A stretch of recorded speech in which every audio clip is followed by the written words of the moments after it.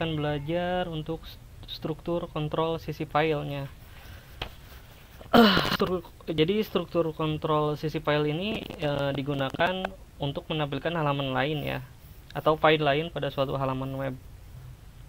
Nah, untuk kontrol sisi file ini ada beberapa istilahnya ada beberapa perintah, yaitu kalian bisa menggunakan include once, kemudian require dan require once. Nah, yang pertama saya akan menggunakan perintah include ya. Saya contohkan misalnya di sini saya memiliki sebuah variabel array ya, misal di sini.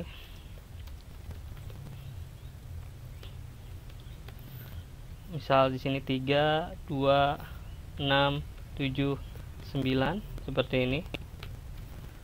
Nah, file ini nantinya akan saya panggil dari ini ya, dari file ininya ya.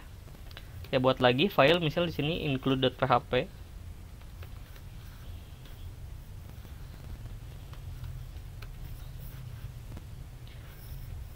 Nah, jadi perintah include ini digunakan untuk menyertakan file suatu file atau path alamat ke dalam sebuah halaman. Nah, perintah ini juga bisa menampilkan pesan warning apabila misalnya path atau filenya tidak ditemukan gitu ya.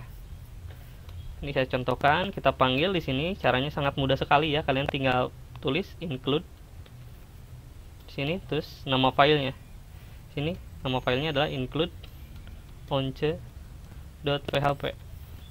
Jadi ini karena memang di satu directory, jadi saya panggilnya seperti ini. Nanti kalian bisa tambahkan parameter atau fetch foldernya. Misal di sini fetch ya, nama foldernya seperti ini.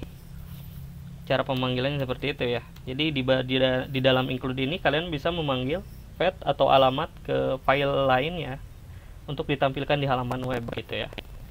Nah, contohnya di sini adalah include 1 misal. Kemudian saya panggil tadi array ya, print r sr seperti ini. Oke, kita panggil sini include.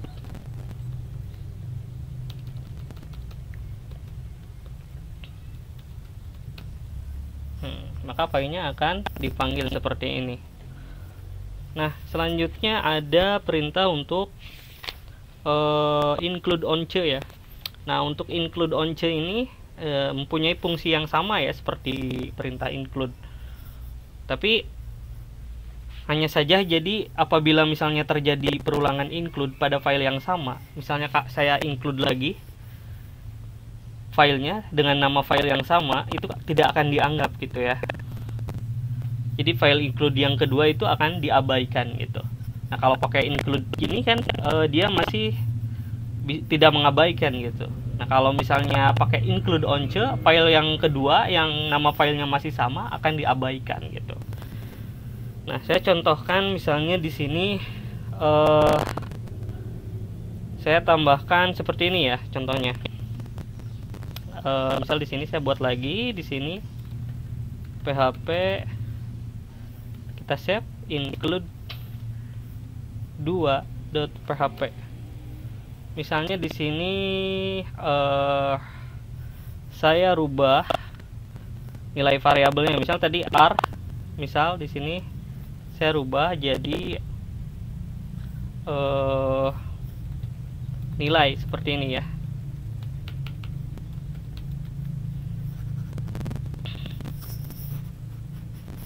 Kita tambahkan dulu di sini include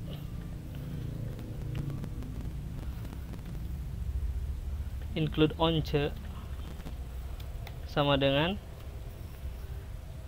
apa tadi, include 1.php ya, seperti ini.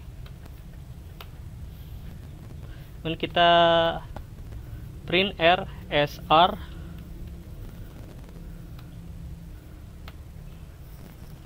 seperti ini.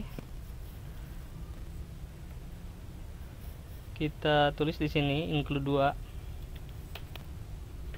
maka dia akan tetap menampilkan ini ya. Kemudian saya misalnya nilainya saya ganti ya variabelnya gitu ya.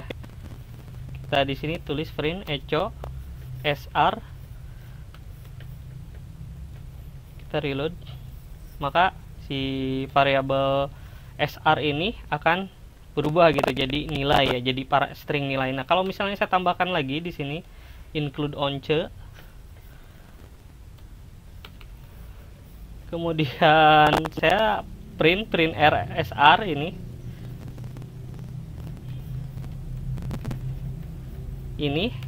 tidak akan berubah ya, sisi string nilai ini tetap seperti ini ya, nilai seperti ini. Beda kalau misalnya kalian tambahkan include di sini, maka si nilai r ini, variabel array ini akan berubah.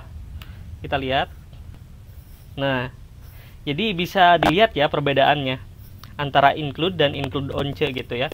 Kalau include once ini, dia ini si yang file ini tidak dianggap gitu. Jadi yang dianggap yang pertama gitu, yang pertama di include. Dengan kalau misalnya pakai include biasa, dia merefresh variabel yang sebelumnya ya, yang ini gitu. Jadi beda. Jadi si ini fungsinya sama gitu ya. Tapi kalau misalnya terjadi perulangan pada file yang sama, maka file include yang kedua ini akan diabaikan gitu ya. Nah, selanjutnya ada require ya. Kita akan gunakan require di sini. Samakan saja ya filenya di sini, misalnya require 1.php. Nah, ini kita akan buat variabel lagi, variabel array di sini.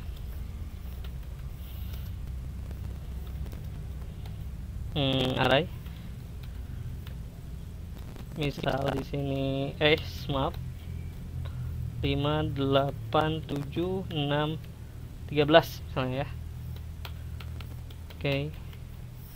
Kemudian kita buat filenya require.php.